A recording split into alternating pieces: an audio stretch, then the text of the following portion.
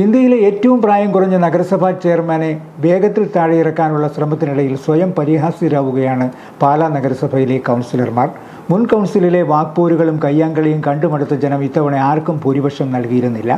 LDF, പ്രത്യേകിച്ച് Kerala Congress M ഭരണത്തിലെത്തുന്ന സാഹചര്യം ഒഴിവാക്കാൻ കോൺഗ്രസ് നേതൃത്വം നൽകുന്ന UDF സ്വതന്ത്ര കൂട്ടായ്മയുമായി ചേർന്ന് ഭരണത്തിലെത്തുകയായിരുന്നു. ഭരണം തുടങ്ങി മാസങ്ങൾ കഴിയുന്നതിന് മുൻപേ എങ്ങനെ ഭരണം പൊളിക്കാമെന്ന ഗവേഷണം ആരംഭിക്കുകയായിരുന്നു കൗൺസിലർമാർ. കൊട്ടാരമറ്റത്തെ ഓട്ടോ സ്റ്റാൻഡ് വിഷയം അനാവശ്യമായി ധൃതി കാണിച്ച് UDFന്റെ നിലനിൽപ്പിനെ പോലും ബാധിക്കുന്ന തരത്തിലേക്ക് വളർത്തിയെടുത്തത് ജനം കണ്ടുനിന്നു.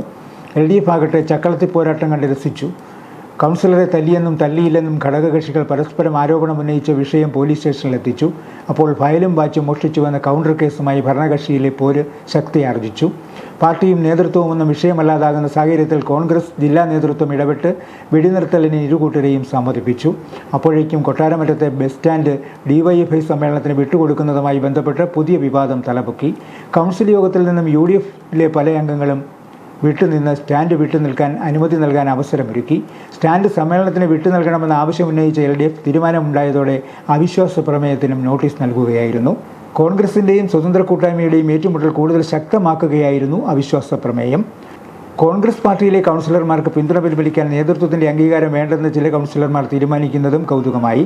മുൻ കൗൺസിലിലെ പ്രതിപക്ഷ നേതാവിനെ മത്സരിച്ച് തോൽപ്പിച്ച വനിതാ നേതാവ് ഇപ്പോൾ കോൺഗ്രസ് ആണോ സ്വതന്ത്രയാണോ എന്നറിയാതെ വിഷമിക്കുകയാണ് പാലായിലെ വോട്ടർമാർ. ഇതെല്ലാം കാണുന്ന ജനം ഇവരുടെ കുട്ടിക്കളി കണ്ട് ചിരിക്കുകയാണ്. ജില്ലയിലെ 5 നഗരസഭകളിൽ പാലാ മാത്രം വാർത്തകളിൽ ഇടം പിടിക്കുന്നത് നിസ്സാരമായ പ്രശ്നങ്ങൾ വലുതാക്കി അവതരിപ്പിച്ചുകൊണ്ടാണ്.